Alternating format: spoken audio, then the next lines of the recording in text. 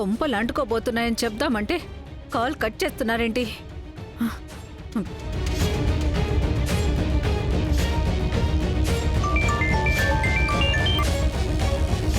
Call cut చేస్తున్నాను అంటే ఏదో పనిలో ఉన్నానని అర్థం కాదా నీకు? ఇప్పుడేదో కొంపలు మునిగిపోతున్నట్టు కాల్స్ మీద కాల్స్ చేస్తున్నావు. నిజంగానే కొంపలు మునిగిపోతున్నాయని కాల్ చేశాను మేడం. ఏమంటున్నావు? నేను మీ ఆయన్ని చూశాను.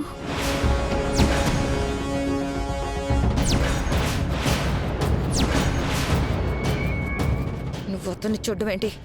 చూడ్డం మాత్రమే కాదు, అతనికి దొరికిపోయాను కూడా. నా గొంతు పట్టుకొని తన కూతురు గురించి అడిగాడు. నేనెలాగో అలా తప్పించుకొని బయటపడ్డాను. మీ కూతురు విషయంలో మీకు సాయం చేసిన నన్నే చంపేయాలనుకున్నాడు. అంటే ఇక మీ పరిస్థితి ఏంటో అని ఊహించుకుంటేనే భయం వేస్తోంది మేడం. మీకు ఈ విషయం తెలిస్తే ఎక్కడికైనా పారిపోయి తలదాచుకుంటారని చెప్తున్నాను. హలో హలో, నా కూతురు ఎక్కడుందో చెప్పు.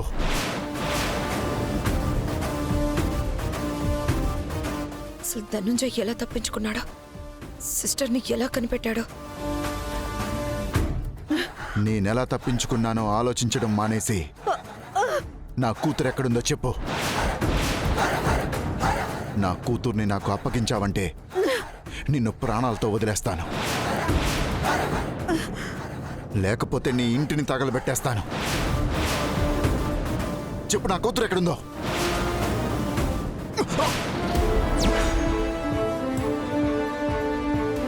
హలో హలో, పట్టుకోండి పట్టుకోండి పట్టుకోండి. మేడం, ఒరే సన్నాసులారా, మీరంతమంది ఉండి కూడా అతను ఎలా తప్పించుకున్నాడ్రా? Sorry madam. ఈసారి ఇతను కాళ్ళు చేతులు కట్టేసి కాదు మేడం, విరిచేసి బంధిస్తాం. మీరేం టెన్షన్ పడకండి మేడం, ఇతని సంగతి మేం చూసుకుంటాం.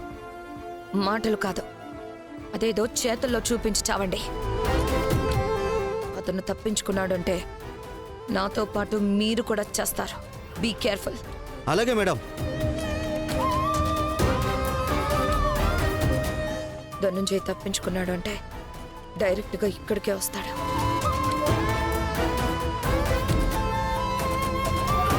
ఏమండి, కాఫీ ఏమన్నా తీసుకురమ్మంటారా? ఏం వద్దిందిరా? ఏమైంది నాన్నగారు అలా ఉన్నారు? ఇన్నాళ్ళు మనతో పాటు సింధుజాక్షి ఉండేది. ఇప్పుడు తను లేకపోవడంతో ఇల్లంతా ఒక్కసారిగా బోసిపోయినట్టయిపోయింది.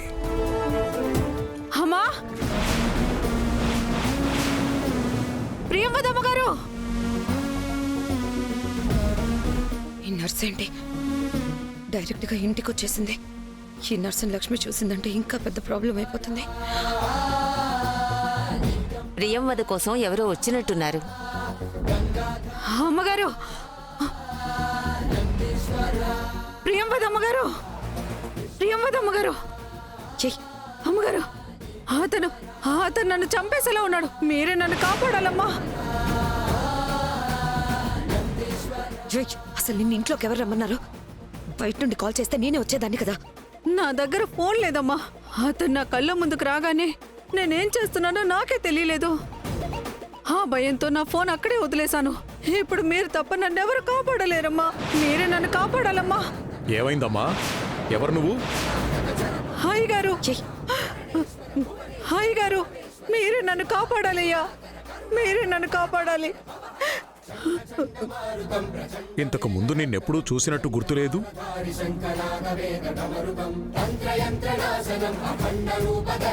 నా కూతురు ప్రియంవద నీకెప్పటినుంచో పరిచయం ఉన్నట్టు, మా ఇల్లు నీకు బాగా తెలిసినట్టు ఇలా వచ్చేసావు.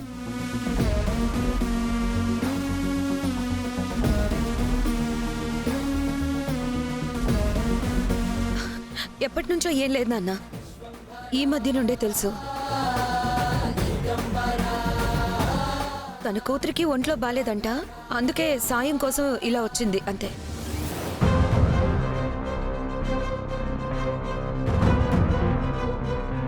కానీ ఆవిడ మాత్రం అతను నన్ను చంపేసేలా ఉన్నాడు. మీరే నన్ను కాపాడాలి అని అన్నట్టుంది. ఈ చిన్నన్నయ్య ఒకడు కోర్టులో లాజికల్ మాట్లాడి ఇంట్లో కూడా అదే అలవాటైపోయింది. ఛ! అలా అనలేదన్నయ్య. నా కూతురు చనిపోయేలా ఉంది, మీరే కాపాడండి అని అడిగింది. మీకు వేరేలా వినిపించినట్టుంది అంతే.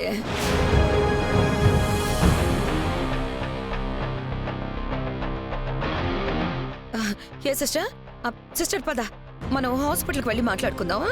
రా. నర్సమ్మా,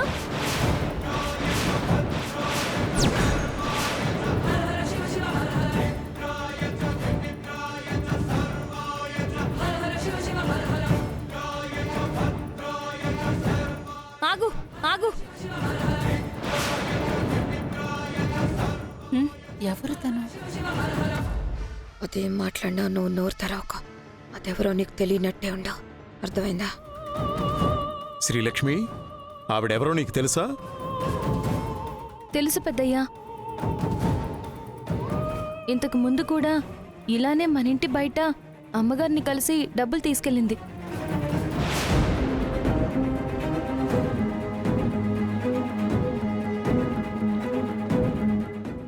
అదే అదే చెప్పాను కదా నాన్న.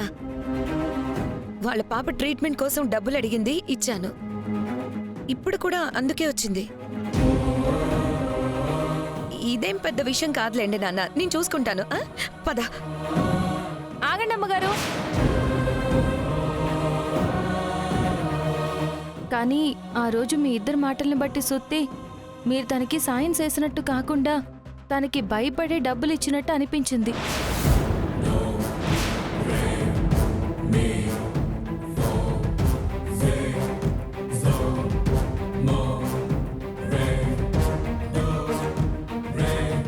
ఏం మాట్లాడుతున్నావు లక్ష్మి? నేను తనకు భయపడ్డవేంటి? మీరు తనకి భయపడ్డం మాత్రమే కాదు, తను కూడా నన్ను చూసి భయపడింది.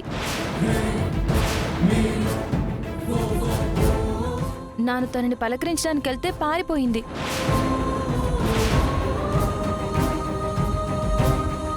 పారిపోయిందా? మొదటిసారి చూసినప్పుడు పారిపోయింది పెద్దయ్యా.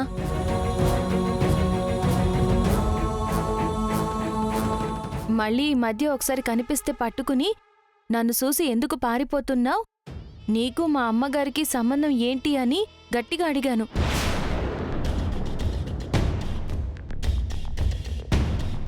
నీకు మా ప్రియంవద అమ్మగారికి ఏంటి సంబంధం?